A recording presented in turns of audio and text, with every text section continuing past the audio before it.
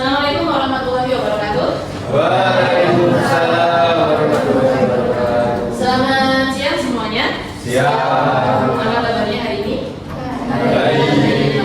Oke, sebelum mulai pembelajaran, marilah kita berdoa dulu agar kita semua senantiasa diberkati dan diberkati oleh Tuhan Yang Maha Esa. Siapa yang mau memimpin doa silakan angkat tangan. Ya, oke, silakan. Bis Kelvin. Kita mulai pelajaran marilah kita berdoa dan diberi pelajaran mulai selesai. Oke, terima kasih Rizky Kelvin. Yang berikutnya saya mau mengaksen dulu. Namun ketika saya memanggil namanya, kalian boleh banget menyampaikan satu kata yang mewakili perasaan kalian hari ini. Bebas, happy, senang, bahagia, sedih, bebas. Ya, sudah siap ya? Ya. Kalian Putri, nyaman. Fandi Alfansio, nah. Fitri Amelia, Baru, Ica, Ida Kirana, bahagia. Nazari Putri, masih sakit? Renggali Sita, segar. Rizky Alvan, happy. Ya, Satya Bima, panas. panas, cuacanya panas. Talita, semangat. Farhan Apriliano, happy. Oke, terima kasih. Kemudian hari ini kita akan belajar tentang yang namanya penggunaan prompt pada KA atau AI. Kita sepakati dulu istilah yang kita pakai di sini bukan AI tapi adalah KA. Apa bedanya? Hanya beda bahasa saja. Kalau AI adalah artificial intelligence yang mana dia adalah bahasa asing. Terus kalau KA itu adalah kecerdasan artifisial. Ya, kita sepakat pakai istilah KA. Sebelumnya saya mau tanya dulu, di sini adakah yang belum pernah pakai KA? Sama sekali? KA, AI? Oh, Pernah. AI pernah. Yang belum pernah pakai AI atau KA sama sekali ada?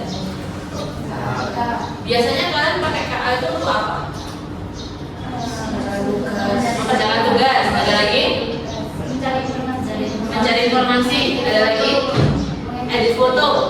Ada lagi? Edit video. Nah, oke.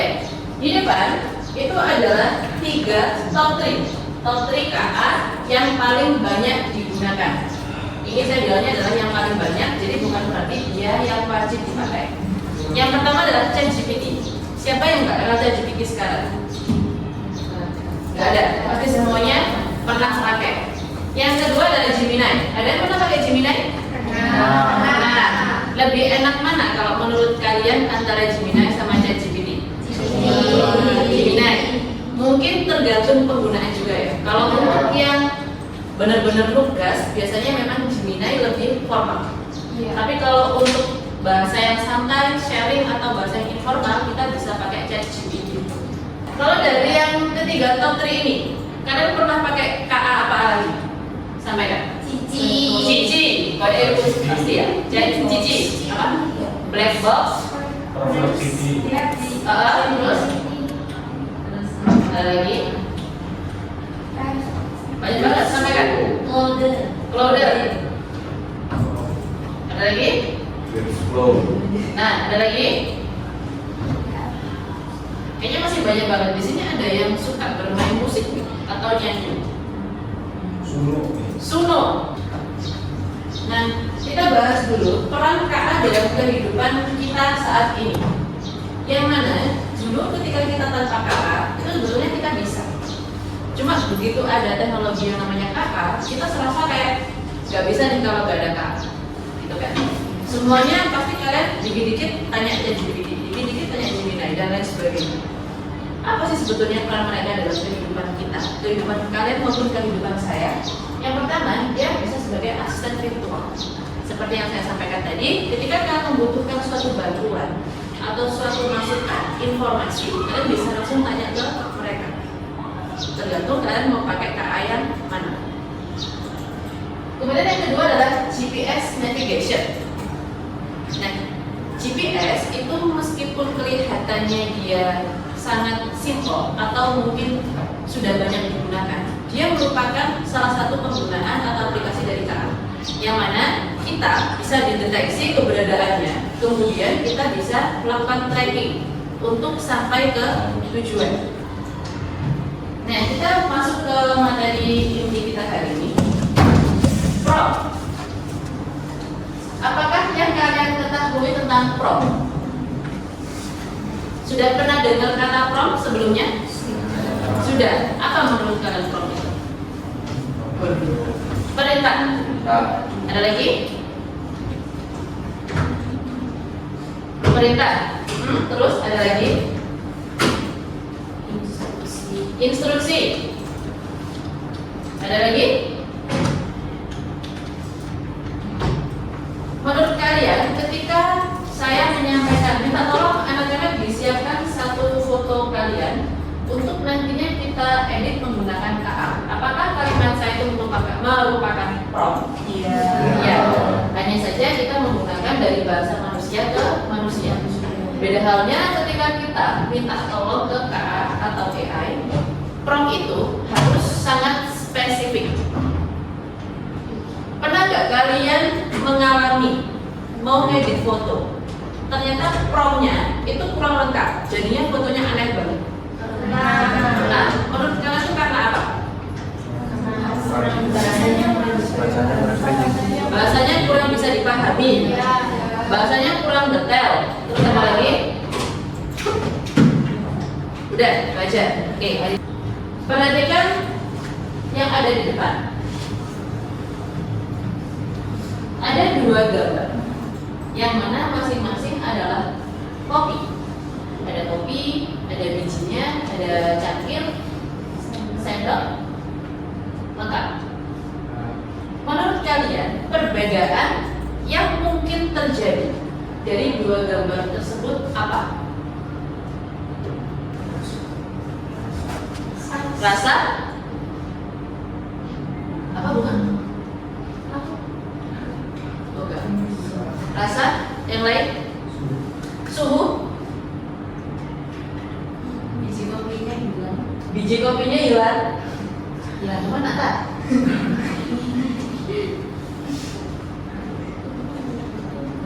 Rasa, suhu, biji kopinya hilang. Yang lain?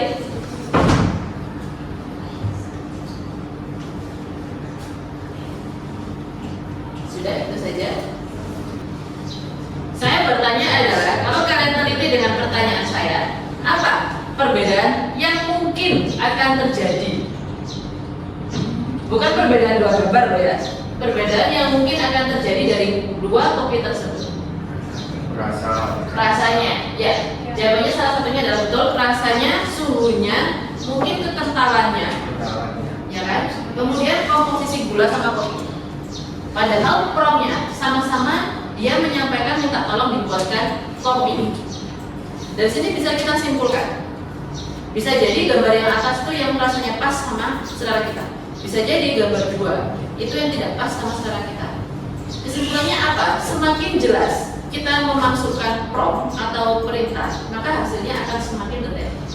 ChatGPT minta tolong saya dibuatkan kopi dengan komposisi kopi hitamnya 50%, gulanya 2% saja, airnya harus mendidih di suhu 100 derajat Celcius, ukuran airnya 150 ml. Beda halnya dengan kalau kita hanya bilang ke ChatGPT, ChatGPT minta tolong saya dibuatkan kopi hitam, selesai. Outputnya memang sama-sama kopi, tapi dari segi hasilnya itu sudah sangat berbeda. Tuh.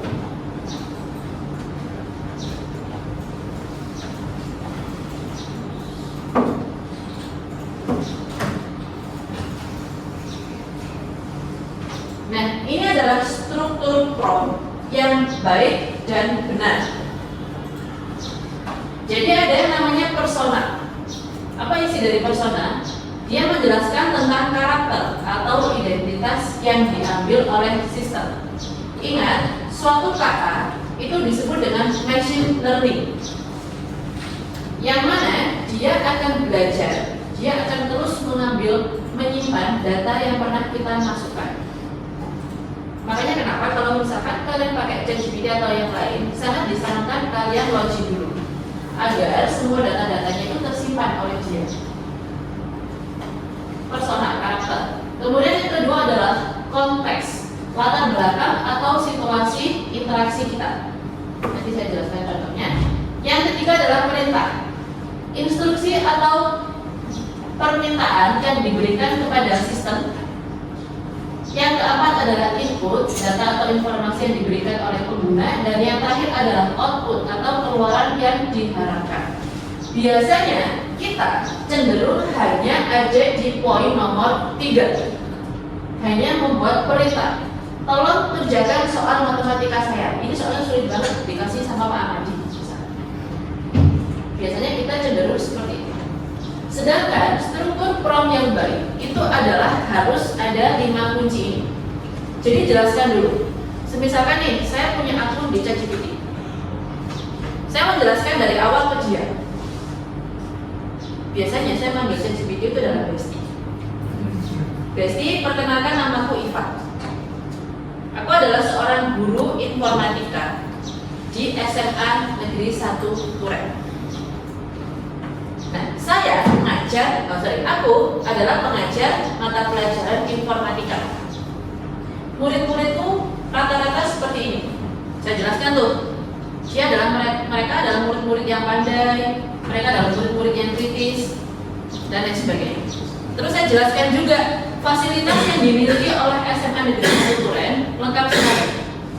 Dari segi lab komputer, dari segi jaringan, dari segi yang lain semuanya bisa digunakan dengan baik. Itu masih di bagian persona saja. Persona dan konteks, latar belakang. Kemudian barulah misalkan nih saya baru mau minta tolong dibuatkan untuk kode program Python untuk membuat satu praktek. Nah, setelah kalian menjelaskan itu tadi, barulah ke inti, ke perintah. Minta tolong saya dibuatkan kode program Python yang sesuai dengan apa yang sudah saya sampaikan tadi. Keluaran yang saya harapkan itu adalah dalam bentuk suatu kode program. Itu adalah struktur prompt KA generatif yang baik. Dari sini dulu, adakah yang mau ditanyakan? Belum.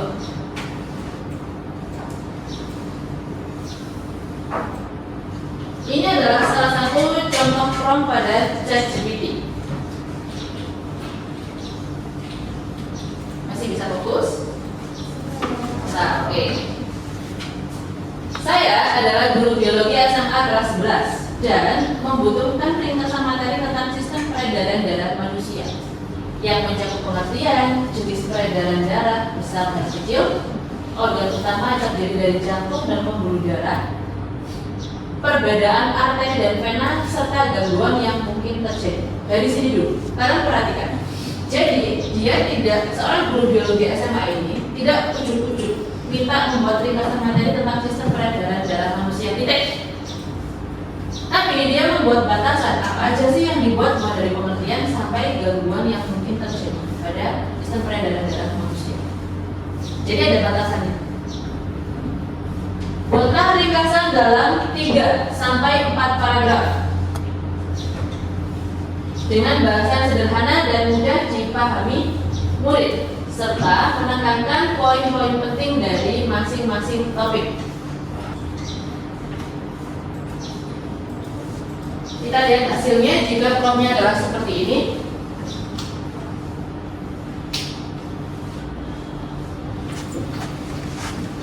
karena dia bilangnya adalah minta tolong dibuatkan rangkuman, maka hasilnya adalah murni dalam bentuk teks.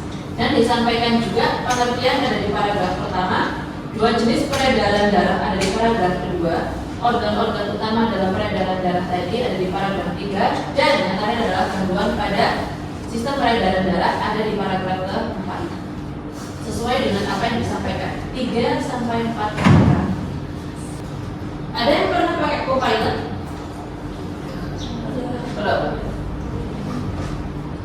Ini adalah salah satu prompt juga yang bisa dimasukkan pakai Copilot atau KA yang lain. Jadi ini adalah seorang guru Pancasila SMP. Beliau ingin membuat infografis edukatif tentang penerapan nilai-nilai Pancasila dalam kehidupan sehari-hari bagi murid kelas 7 SMP. Sertakan 5 sila Pancasila dengan ikon atau ilustrasi yang mewakili contoh nyata seperti menghormati guru, bekerja sama dengan teman, dan menjaga kebersihan lingkungan. Gunakan desain yang menarik, jelas, dan sesuai untuk pembelajaran murid SMP. Ini adalah membuat suatu infografis, dan ini adalah hasilnya. Biasanya kalian buatnya kan pakai Canva nih, cari-cari dulu nanti bentuknya kayak apa, terus kalian baru buat sendiri pakai Canva, bukan ya? Nah, ternyata sekarang semua bisa di-generate, bisa dimaksimalkan dengan penggunaan KA. Kita tolong satu siswa untuk membacakannya. Ini sekarang pakai KA, yaitu InVideo AI namanya. Coba salah satu bisa dibacakan. Ya, silakan Dimas. Sebagai guru IPA SMP, Anda akan membuat video edukatif 1-2 menit tentang sirkulasi darah manusia secara realistis. Tampilkan alur darah dari jantung ke paru-paru dan seluruh tubuh dengan organ seperti jantung, paru-paru, arteri, dan vena terlihat jelas dalam model anatomi 3D transparan. Gunakan warna merah untuk darah beroksigen dan biru untuk darah kotor. Tambahkan label organ dan narasi atau teks yang mudah dipahami siswa SMP.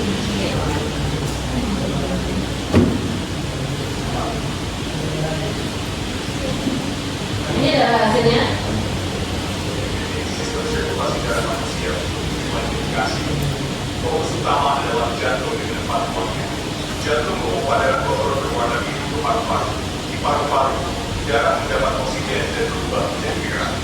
Darah beroksigen berwarna merah didistribusikan ke seluruh tubuh melalui pembuluh darah utama seperti aorta dan vena cava.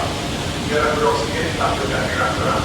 Darah kotor berwarna biru mengilustrasikan sirkulasi hormonal dan sistemik.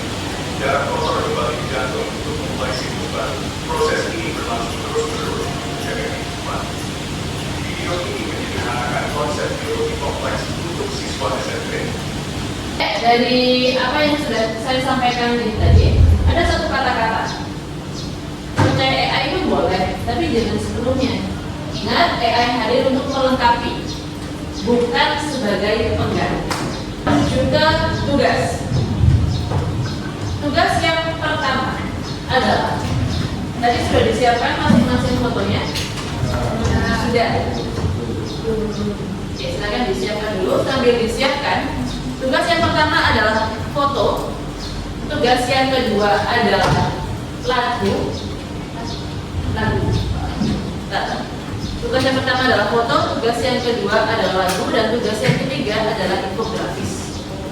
Satu anak 3 tugas. Ya. Yang pertama adalah tugas foto. Silahkan kalian bebas mau pakai KA apa aja, mau pakai ChatGPT, Cici dan sebagainya, bebas. Saya bebaskan. Akan tetapi silahkan kalian membuat foto kalian itu menjadi berbeda. Kan sekarang banyak tuh prompt foto yang sehingga membuat kita tuh kayak lagi di studio, ya nggak sih? Nah, silakan dicoba itu.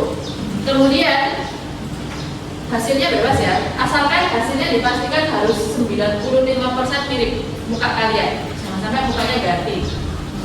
Itu yang nggak boleh. Berarti promptnya belum sesuai. Tugas yang kedua adalah lagu. Bisa mengkombinasikan ChatGPT sama Suno untuk menciptakan sebuah lagu. Bebas. Saya boleh nggak, ini kan saya tuh lagi live after breakup gitu loh. Jadi boleh nggak saya membuat sebuah lagu yang mana itu mewakili perasaan saya? Boleh. Itu berarti pakai Suno AI. Ya. Yang ketiga adalah infografis. Infografis ini bebas. Silakan ambil satu materi, semua mata pelajaran bebas. Saya mau ambil materi tentang vektor di fisika, boleh. Dibuat infografisnya. Dari sini dulu ada yang mau ditanyakan? Tidak ada. Setelah ini akan saya share link Google Drive. Jadi nanti langsung diunggah hasilnya di folder tersebut untuk diambil penilaian. salam dulu. Assalamualaikum warahmatullahi wabarakatuh. Jadi di sini saya mau menunjukkan hasil saya menggunakan nilai. Tadi saya menggunakan prompt untuk mengubah diri saya agar bisa menjadi seperti pramugari yang saya dalam pesawat. Saya menggunakan prompt yang pertama yaitu buat saya terlihat seperti sedang berada di dalam pesawat. Lalu rambut disambut seperti pramugari dan menggunakan baju pramugari. Saya juga memerintahkan untuk badan menghadap ke depan. Dan jadinya adalah Dan hasilnya seperti ini. menurut kalian ini hasilnya dengan almira yang sesungguhnya 1 sampai 100% berapa tingkat kemiripannya?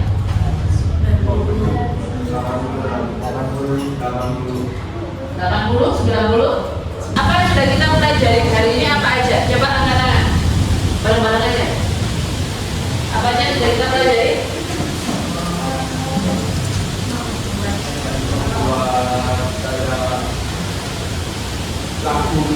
Oke, membuat sebuah lagu. Dari awal banget, tadi saya menyampaikan tentang apa aja dari awal banget. Cara penggunaan prompt yang baik atau struktur prompt yang baik. Terus sebelum itu kita membahas tentang aneka macam apa? AI atau AA. Apa aja tadi jenisnya AA? Jenisnya DVD, Cici, Black Box.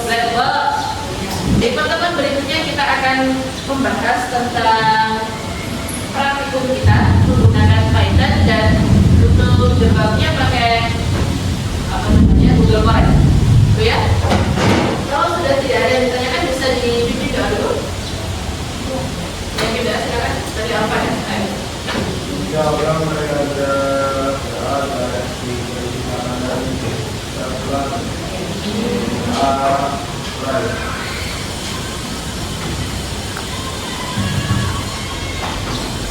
right.